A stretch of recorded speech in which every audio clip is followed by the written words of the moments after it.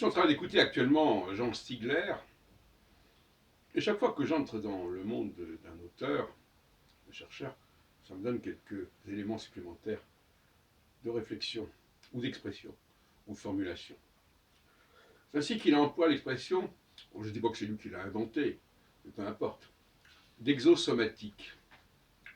C'est-à-dire des objets qui n'appartiennent pas à notre corps, soma, le corps, qui sont extérieurs, mais qui sont le prolongement de notre corps, en quelque sorte. Comme par exemple un silex chez les hommes préhistoriques, ou aujourd'hui, je ne sais pas, un téléphone portable, n'importe quoi.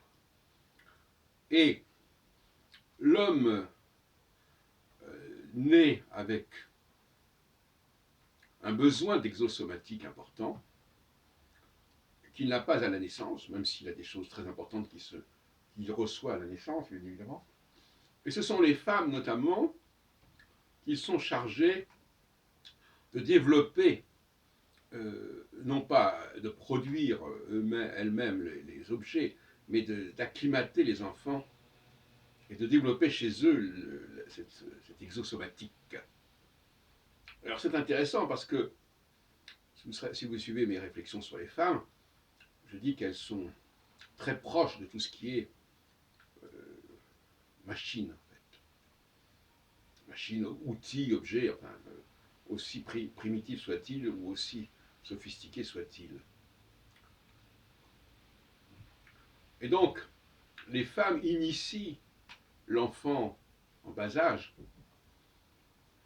à l'exosomatique, ce qui débouche d'ailleurs aujourd'hui sur le transhumanisme, si on veut, quelque part. Et c'est vrai qu'elles sont un peu une interface entre l'homme et la machine. Et ce qui est important, c'est que les femmes comprennent l'importance de leur statut.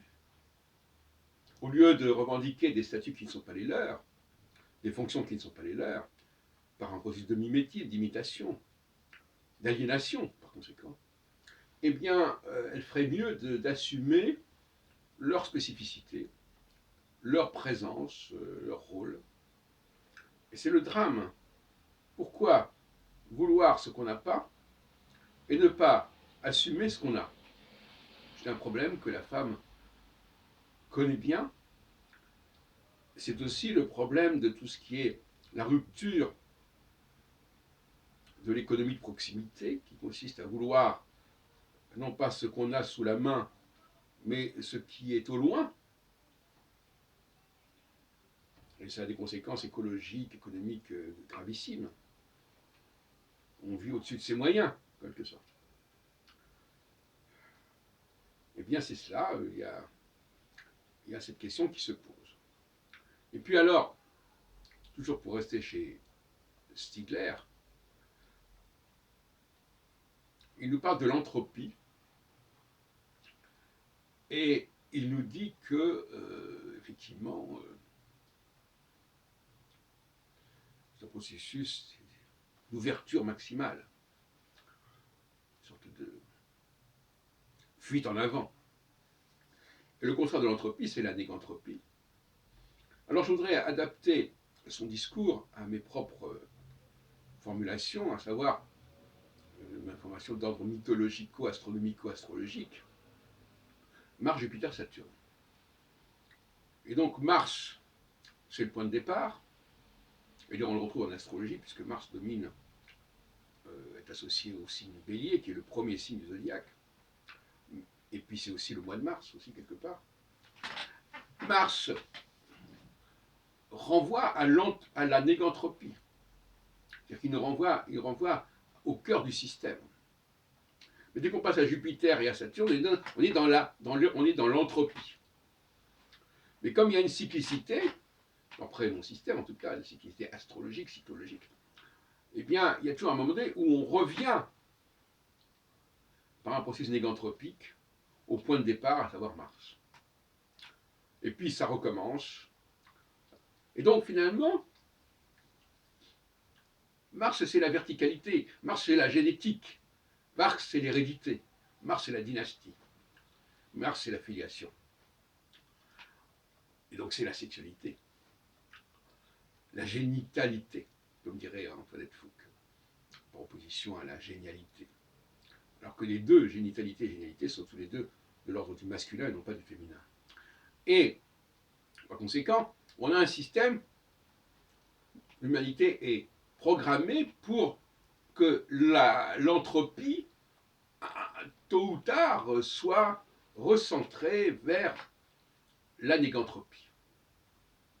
C'est-à-dire que lorsque Jupiter et Saturne ont explosé le processus vertical dans l'horizontalité, en englobant de façon plus ou moins indifférenciée des facteurs divers, ce qui fait que l'élément central devient minoritaire, devient presque résiduel, eh bien, il y a un moment donné où le système prévoit un processus négantropique en affaiblissant la dynamique jupitérienne et saturnienne par un processus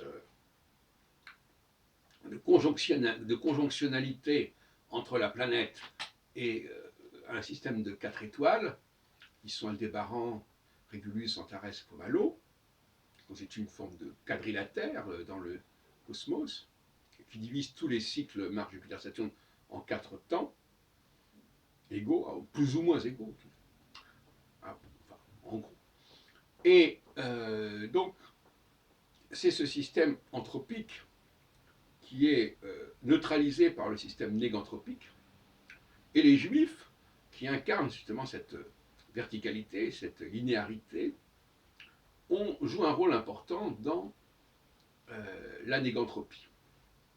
C'est-à-dire qui nous ramène à l'essentiel.